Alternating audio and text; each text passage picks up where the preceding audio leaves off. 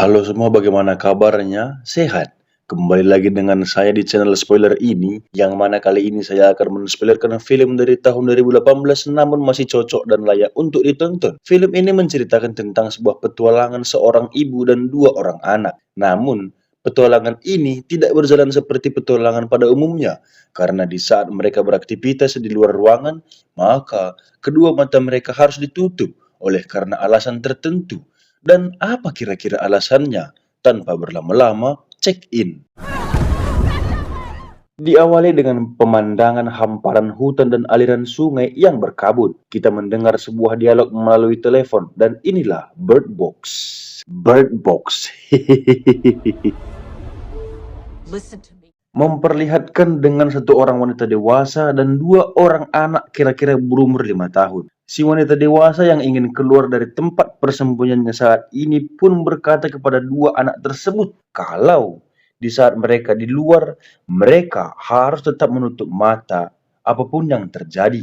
Karena jikalau mereka membuka mata, saat itu juga mereka akan wasted. Setelah menjelaskan seluruh peraturan, mereka pun keluar dan menuju sebuah sungai dan menggunakan perahu untuk menuju suatu tempat aman yang kita dengar di awal tadi. Dan film beralih ke 5 tahun yang lalu.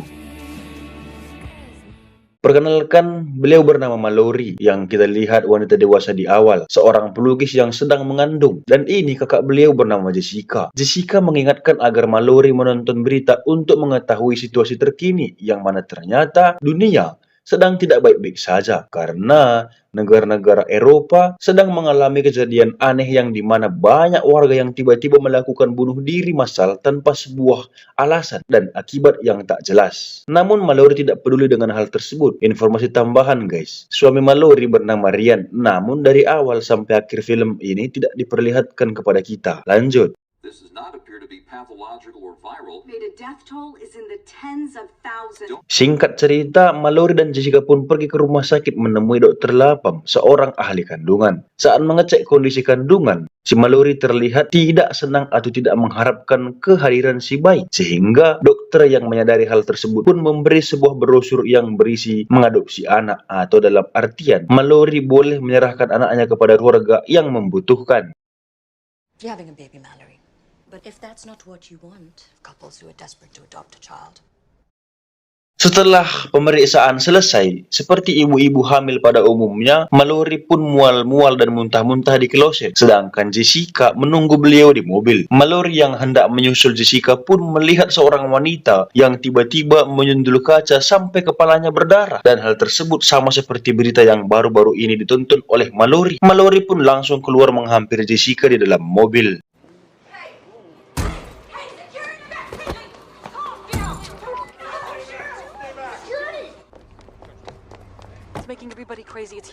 Dan tiba-tiba, kekacauan di jalanan pun terjadi. Jessica langsung melajukan mobilnya sembari mereka berdebat. Namun tiba-tiba, Jessica merasa ketakutan seolah-olah melihat sesuatu. Namun kita tidak diperlihatkan hal tersebut. Sehingga Jessica pun kehilangan kontrol sehingga mobil mereka terbalik.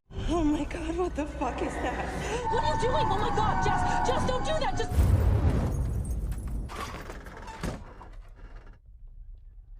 Mereka berdua masih sempat berhasil selamat, namun Jessica tertabrak sebuah mobil dan wasted tepat di hadapan Mallory. Kalau kalian perhatikan posisinya guys, si Jessica ini Jessica ini menyerahkan dirinya ditabrak mobil tersebut. Kira-kira begitulah ya, seperti cuplikan video ini guys. Kalian perhatikan ya. Mallory yang mencoba berjalan menyelamatkan diri terjatuh karena ditabrak oleh keramaian yang lain. Seorang wanita bernama Lydia mencoba menyelamatkannya, namun dia seolah-olah melihat ibunya dan masuk ke sebuah mobil yang sedang terbakar, yang seketika si Lydia wasted dan meledak. Tuar.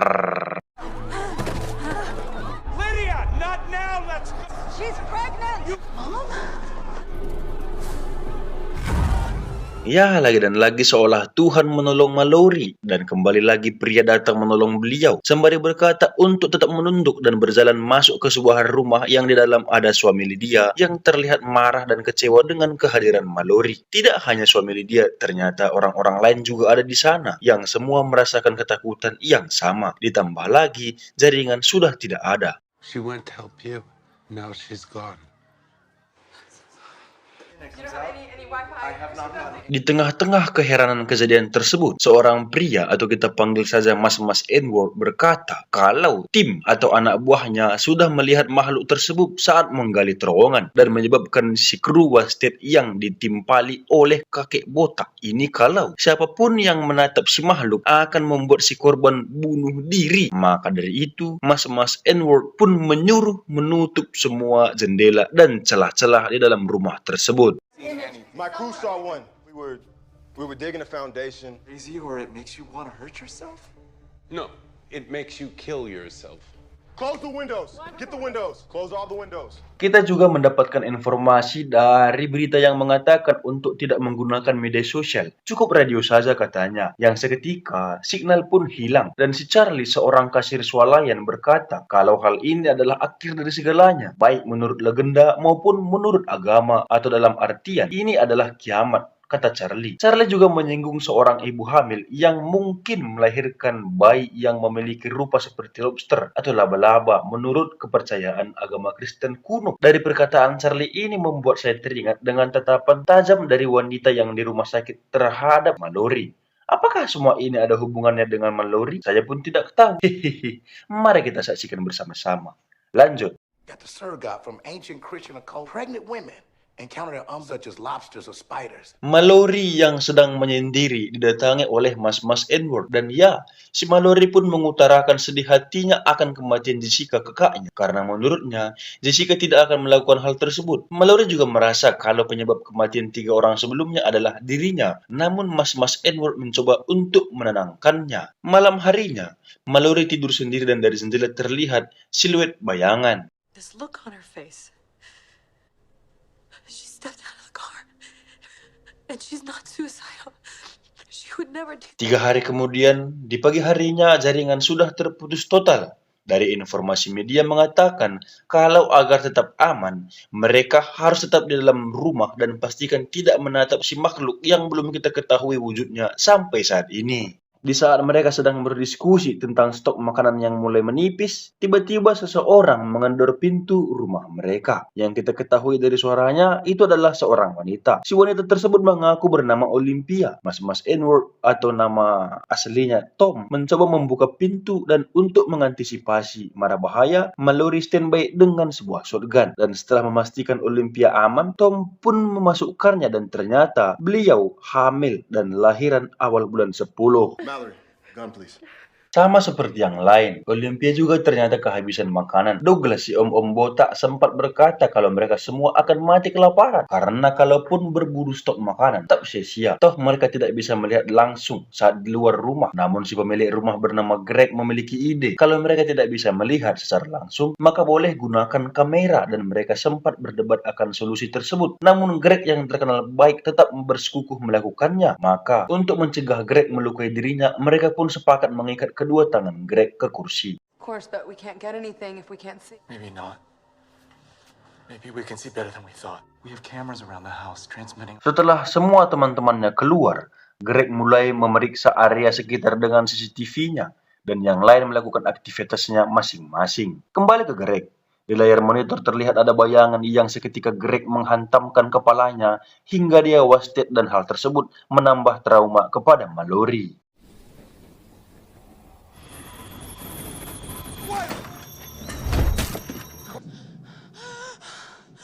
Di malam harinya, Olympia yang merasa kesepian mencoba mengharapkan diri kepada Mallory. Namun Mallory yang selama ini sudah biasa sendirian pun seolah cuek terhadap kedatangan Olympia.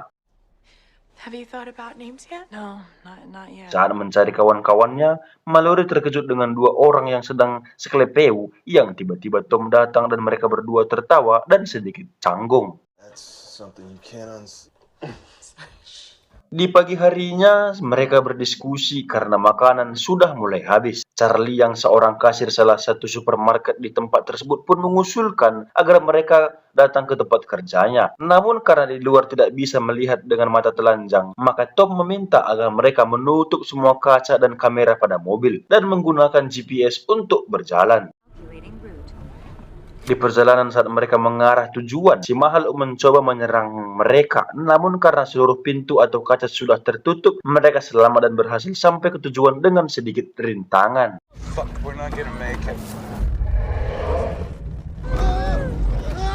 Dan sebelum kita lanjut, saya sedikit penasaran dengan si Tom. Beliau mengaku kalau dia seorang kontraktor. Namun dari ketenangannya dan keahliannya, sepertinya dia bukan orang-orang yang biasa. Pada umumnya guys ya, dia pasti memiliki keahlian khusus begitu ya. Mungkin tentara kah, pasukan khusus kah, atau apapun itulah.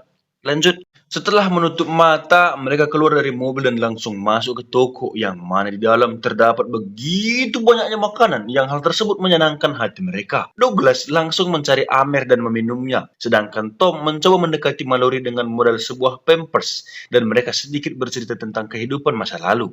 Ya, dari bagaimana Tom memandang Mallory mungkin ada sedikit aroma-aroma cinta dan nafsu. Kuru, kokop bang. Fuck that. Where's the booze? Leave the happiest place on earth. Yeah, my sister's expecting before I was touching her belly. Dirty little trick. Di sela-sela berbelanja, Mallory mengambil 3 ekor burung yang ada di dalam sangkar. Bersamaan dengan itu, Douglas memanggil mereka dan mengatakan untuk tidak perlu kembali ke rumah Greg. Namun Mallory menolak hal tersebut karena mereka tidak seegois Douglas. Dan tiba-tiba terdengar gedoran pintu yang mengalihkan fokus mereka. Dan saat dibuka, seorang tersebut adalah kawan Charlie. Saat dia mencoba memaksa masuk, Tom dan seorang wanita mencoba menahan pintu namun tidak cukup kuat. Sehingga Charlie tiba-tiba menerjang keluar. Terdengarlah sebuah kalimat yang berkata, "Lihat Charlie, itu indah sekali," katanya. Dan darah mengalir ke dalam ruangan tempat Tom dan yang lain menandakan Charlie sudah wasted. Dari kalimat kecil yang mengatakan, "Lihat Charlie indah sekali," kemungkinan ada 2 hal yang terjadi saat melihat makhluk tersebut, yakni hidup atau mati. Namun, walaupun hidup, dia terjebak dalam sesuatu hal guys ya. Kita tidak ketahui terjebak dalam hal apa, tapi pasti terjebak lah begitu. Lanjut. Singkat cerita, mereka pun sampai di rumah Greg dengan selamat kecuali Charlie. Di malam harinya, di dapur, Douglas dan Mallory sedikit bercerita. Douglas bercerita kalau sifatnya aneh sudah dari dulu dan Mallory berkata kalau sifat tersebut sama dengan ayah Mallory. Bedanya, ayah Mallory ada rambut, katanya sembari tertawa. Do I look like him as well? It's not that. It's just the hair. The hair is different. Bersamaan dengan itu, Felix dan Lucy yang seorang polis kabur membawa mobil beserta stok makanan mereka. Goddamn car. Lucy, Felix. Beberapa waktu kemudian di ruang tamu, Tom dan Mallory berbincang yang ternyata Tom adalah seorang tentara yang pernah bertugas di Irak dan di sana dia memiliki pengalaman yang cukup baik, yakni mengawal seorang ayah dengan anak-anaknya. Yang hal tersebut sedikit meluluhkan hati Mallory dan mengizinkan Tom mengelus perut Mallory. "Mamam bang, koko." Singkat waktu, saat Mallory sedang sendirian, dia mencoba menggunakan radio untuk mencari penyintas lain. Yang bersamaan dengan itu, seorang pria bernama Gary masuk ke dalam rumah atas seizin Olympia. Yang hal tersebut membuat yang lain merasa khawatir. Tom langsung menginterogasi Gary, yang mana ternyata beliau adalah seorang pengusaha. Namun pada saat dia dan koleganya bersembunyi, mereka diserang oleh narapidana. Katanya ketakutan. Gary juga berkata kalau para orang gila ini tidak terpengaruh saat melihat para makhluk tersebut. Bahkan mereka merasakan kebahagiaan. Katanya, 3 ekor burung Mallory bersuara yang artinya sesuatu akan terjadi. Om Botak juga tidak percaya akan kehadiran si Gary dan mencoba mengusirnya. Dan seorang nenek langsung menghantam kepala si Douglas dengan guci sampai pengsan. And get Di dalam kamar, Olympia merasa sedih akan kejadian barusan. Saat Mallory datang menghampirinya, Olympia berkata kalau suatu saat si Olympia wasted, dia memohon agar mau mengadopsi anak Olympia. Mallory yang merasa iba mencoba menerimanya. If something happens to me or my baby, okay.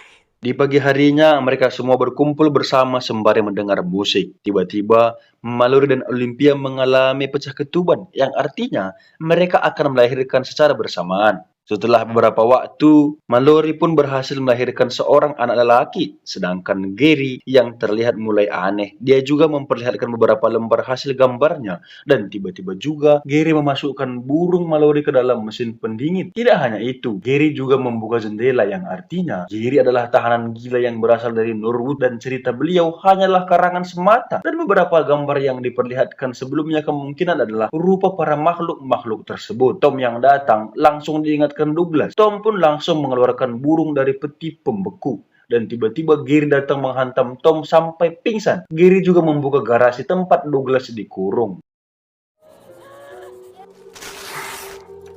Di atas, saat Olympia berhasil melahirkan bayinya yang seorang perempuan, tiba-tiba Gary datang dan membuka penutup jendela. Yang seketika hal tersebut membuat Olympia terpengaruh. Untungnya, Mallory berhasil mengamankan anak Olympia itu sendiri. Namun tidak dengan Olympia. Dia langsung terjun bebas dan Wasted begitu juga dengan si nenek. Langsung menusuk lehernya sendiri dengan sebuah gunting. Saat Gary mencoba memaksa Mallory untuk melihat keluar rumah, tiba-tiba Douglas datang dan sempat menembak Gary, namun tidak sampai Wasted. Hingga Gary menyerang Douglas sampai mereka terjatuh ke tempat Tom berada. Tanpa bertele-tele, Gary langsung menyerang Douglas sampai Wasted. Yang bersama dengan itu, Tom sadarkan diri dan langsung menuju tempat Mallory, yang artinya Tom berhasil melumpuhkan Gary atau mengwastedkan Gary. Singkat cerita, 5 tahun berlalu. Anak Mallory dan Putri Olympia sudah besar. Mallory mengajari mereka berkomunikasi dengan batu yang membedakan bunyi. Sebagai contoh, jikalau suara terdengar besar, maka mereka berada di tempat yang terbuka. Jikalau suara lebih pelan, ada sesuatu yang mendekat, katanya. Setelah selesai dengan rutinitasnya, Mallory pun keliling untuk mencari hal-hal yang diperlukan, baik berupa obat maupun makanan ataupun pakaian. Yang bersamaan dengan itu, 2 unit mobil datang, namun hanya terdengar suara wanita. Mallory yang merasa khawatir pun langsung pulang ke rumah. Di pagi harinya, radio mereka menangkap sinyal dari penyintas lain yang mengaku bernama Rick. Rick mengaku kalau mereka memiliki komunitas dan pasokan yang cukup dan jalur menuju ke sana adalah melalui sungai dan tidak dianjurkan membawa anak-anak karena trek ataupun laluan yang begitu sulit.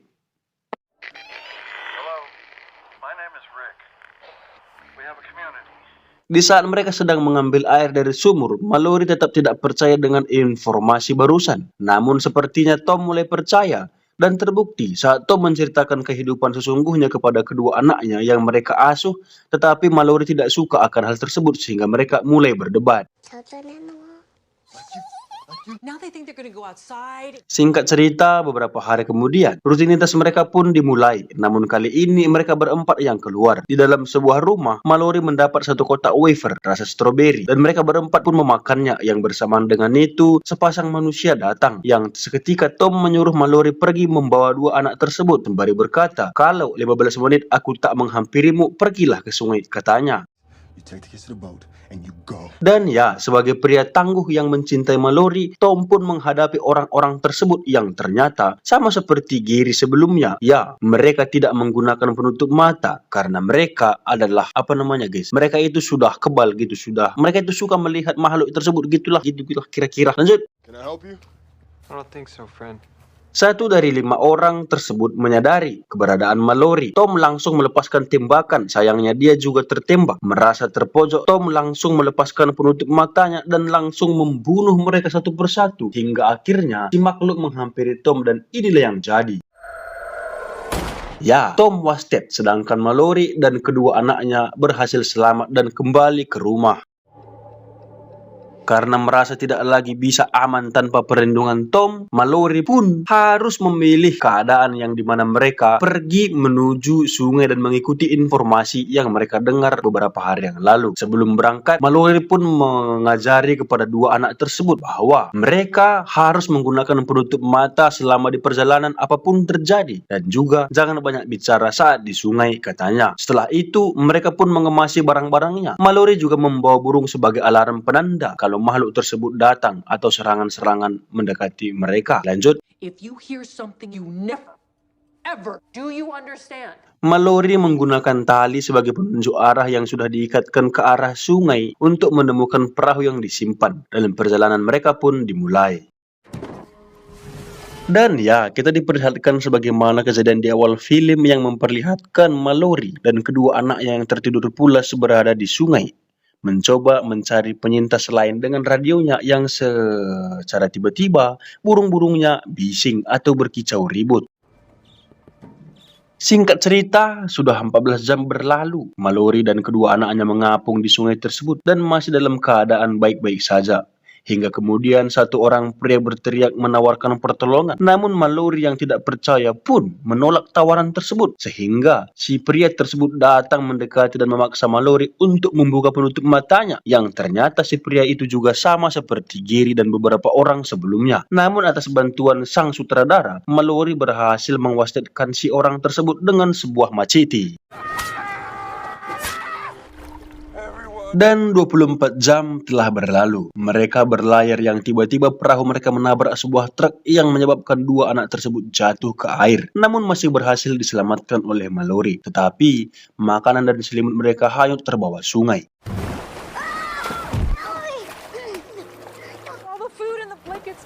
Mallory yang merasakan ada pemukiman di sekitaran mereka pun memutuskan untuk menepi. Dan dengan sebuah tali sebagai penunjuk arah awal, Mallory memasuki sebuah rumah seperti bangsal rumah sakit. Mallory mengambil beberapa selimut dan tiba-tiba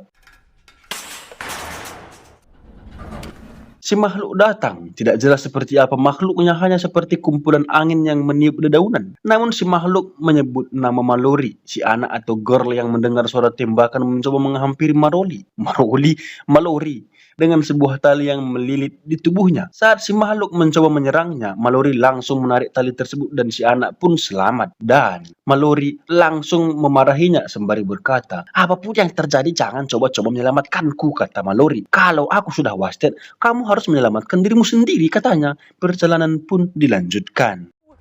You save yourself! I save myself! You save yourself! 28 jam kemudian, dua anak tertidur pulas namun Mallory tetap berjaga sembari mencari penyintas lain melalui radionya. Anybody, can you hear me?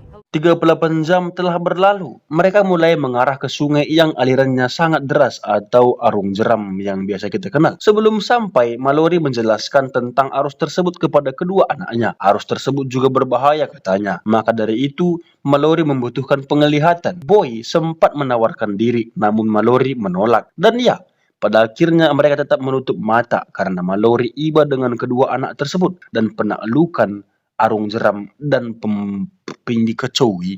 penaklukan arung jeram dengan perahu pun dimulai. I need to talk to you about the rapids. The water gets very bumpy. It's very dangerous. Dan ya, perahu mereka akhirnya tengkurap dan mereka bertiga sempat berpisah. Namun berhasil berkumpul kembali atas saran si sutradara juga alur cerita tersebut.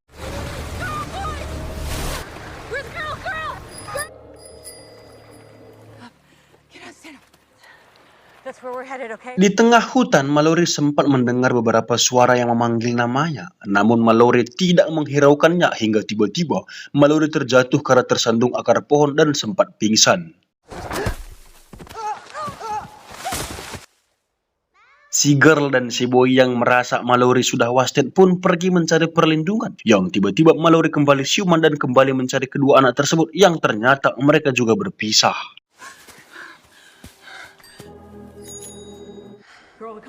Si boy sempat dirayu oleh si makhluk dengan suara Mallory, namun Mallory menyadari hal tersebut dan langsung berteriak untuk tidak merenggut anak-anaknya. Yang seketika si boy berada di dekatnya, namun tidak dengan girl. Dia tetap menjauh karena merasa takut dengan Mallory yang cukup kasar dan keras kepadanya. Mallory pun langsung meminta maaf kepada girl yang seketika si girl datang menghampirinya. Yang hal tersebut membuat Mallory terharu. Namun di sini ya guys, ya di sini nih sepertinya ceritanya agak dimudahkan gitu ya kan. Logikanya di mana pula anak-anak tanpa penunjuk arah bisa begitu tahu lah.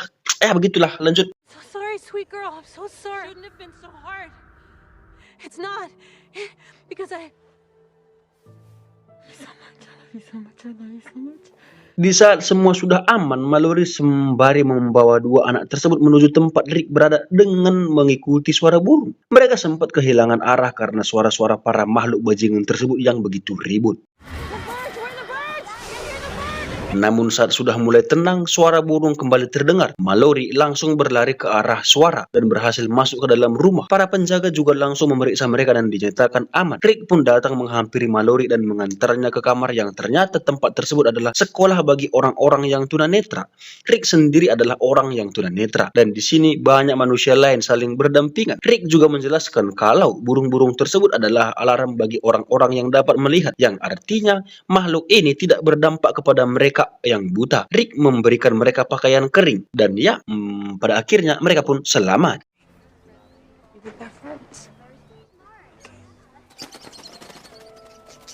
Dan ternyata di sana juga ada Dr. Lapham, dokter kandungan Mallory yang di awal film. Bersamaan dengan itu, Mallory pun memberi nama kedua anak tersebut, yakni Girl sebagai Olympia, Boy sebagai Tom. Dan film ini diakhiri dengan senyuman penuh haru dari Mallory. Your name is Olympia.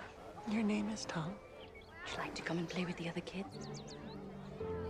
Ya, setelah 2 jam kita menonton guys, akhirnya selesai juga film ini. Tetapi untuk makhluknya tidak dijelaskan apa dan bagaimana asal-usulnya gitu ya kan, si makhluk tersebut. Namun, jangan khawatir guys ya, karena ada lanjutannya juga di Bird Box. Di Bird Box 2 Barcelona ya. Ayo, sedikit sulit untuk menyebutkan Bird Box ini. Ya, kotak burung ke Barcelona lah gitu kira-kira ya. Tapi untuk kotak burung ke Barcelona saya belum menonton. Mungkin dalam waktu dekat juga akan saya review. Karena tanggung sekali gitu ya kan. Jadi menurut kalian gimana sih guys? Untuk asumsi saya sementara makhluk ini tuh sebagai malaikat pencabut nyawa ya gitu kan.